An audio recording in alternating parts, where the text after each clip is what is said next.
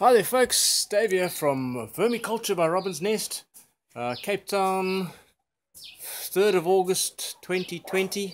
My bins out here. People always ask me, how do I separate the castings and the worms? Okay, so this bin is a bit finished to show you, but this is what's left over. So let's just harvest till we start seeing worms again. You see? Oops, went a bit deep there. So now I keep going, and I keep going, I stop, and I let these worms, who don't like sunlight, give them a few minutes, and they will dig deeper.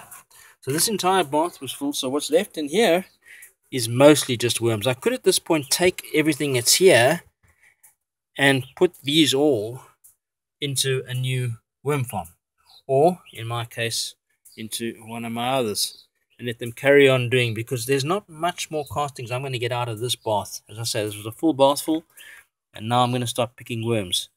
Once I've done just cover them up, shame.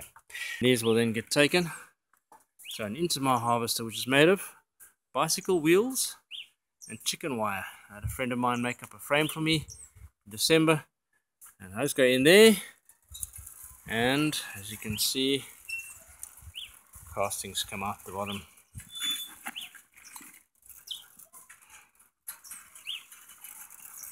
And what's nice about this is that it's at a bit of an angle, so it'll roll downhill, and the pieces that are too big to go in to be sold as castings come out the bottom end, and a couple of worms as well.